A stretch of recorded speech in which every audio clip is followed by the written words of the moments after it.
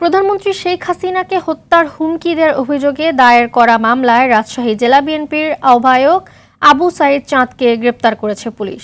Rajshahi metropolitan পুলিশের পক্ষ থেকে বিষয়টি নিশ্চিত করা হয়েছে। এবার নগদ দিয়ে মোবাইল রিচার্জও জিতে নিতে পারেন BMW গাড়ি। গত শুক্রবার পুঠিয়া উপজেলার শিবপুর হাইস্কুল মাঠে বিএনপির বিক্ষোভ সমাবেশে আবু সাঈদ চাঁদ প্রধানমন্ত্রী শেখ হাসিনাকে কবরস্থানে পাঠানোর হুমকি দেন। এতে আওয়ামী লীগ নেতাদের মধ্যে ক্ষোভের সৃষ্টি হয়। এরপরই রোববার পুঠিয়া থানায় সন্ত্রাস দমন আইনে বাদী হয়ে বিএনপি নেতা আবু সাঈদ চাঁদকে আসামি করে একটি মামলা করেন স্থানীয় আওয়ামী লীগ নেতা আবুল কালাম আজাদ। এই মুহূর্তে রাজশাহী থেকে সরাসরি যোগ দিচ্ছেন সহকর্মী মোস্তাফিজ রকি। গ্রেপ্তারের পর আবু সাঈদকে কোথায় রাখা হয়েছে এবং পরবর্তী পদক্ষেপের বিষয়ে পুলিশ কি জানিয়েছে?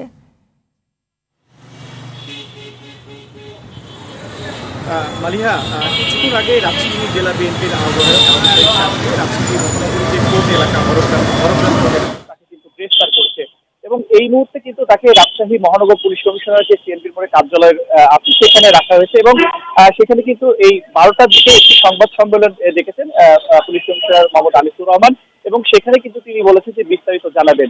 এরই মধ্যে যখন আবু সাঈদ চাঁদকে যখন আসলে গ্রেফতার যে খবরটি আসলে ছড়িয়ে পড়ে তখন কিন্তু আমরা আওয়ামী লীগের যারা নেতাকর্মী যারা তাদের সাথে কথা বলি, তারা দুঃখ প্রকাশ করেছেন এবং জানিয়ে রাখি যে গত 19 তারিখ যে রাজশাহী পুঠিয়া উপজেলা যে শিবপুর এলাকা রয়েছে সেখানে কিন্তু একটি জনসভায় প্রধানমন্ত্রীকে কবরস্থানে পাঠানোর কিন্তু হুমকি দিয়েছিলেন আবু সাঈদ চাঁদ।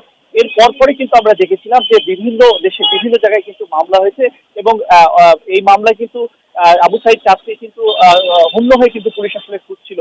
পরবর্তীতে আমরা যেটি আসলে দেখেছি রাজশাহী মহানগর পুলিশ, জেলা পুলিশ তারা কিন্তু বিভিন্ন জায়গায় অভিযান চালিয়েছিল, কিন্তু চাঁদকে আসলে পাওয়া যাচ্ছিল না। এই পর্যায়ে কিন্তু আমরা দেখেছি যে পরবর্তীতে রাজশাহী মহানগর পুলিশের পক্ষ থেকে সব ধরনের কিন্তু ব্যবস্থা নেওয়া হয়েছে। এছাড়াও আরেকটি বিষয় জানিয়ে রাখি যে চাঁদ কিন্তু শুধু এইবারই প্রধানমন্ত্রীকে যে হত্যার হুমকি সেটি কিন্তু দেয়নি। এর পরবর্তীতে গত বছরের যদি 22শে জুলাইয়ের কথা বলি তখনও কিন্তু একটি জনসভায় বঙ্গবন্ধু শেখ মুজিবুর রহমান এবং তার কন্যা মাননীয় প্রধানমন্ত্রী শেখ হাসিনা তাকেও কিন্তু আসলে অশালীন যে বক্তব্য সেটি কিন্তু তাকে দিয়েছে। এটি কিন্তু চাঁদের অতীতেও কিন্তু এরকম আমরা দেখেছি যে তিনি বিভিন্ন সময় আওয়ামী লীগের যিনি সভানেত্রী এবং প্রধানমন্ত্রী শেখ হাসিনা তাকে নিয়ে গুরুত্বপূর্ণ বক্তব্য দিয়ে থাকে এবং তাকে একাধিকবার হত্যার যে হুমকি সেটি কিন্তু দিয়েছেন এবং তিনি কিন্তু বারবারই আসলে জেল খাটি এবং জেল থেকে বেরিয়ে আসার পরে তিনি কিন্তু এই ধরনের বক্তব্য তিনি কিন্তু আসলে অব্যাহত রাখেন এবং এই ধন্যবাদ। এতক্ষণ রাজশাহী থেকে জানাচ্ছেন মোস্তাফিজ রকি।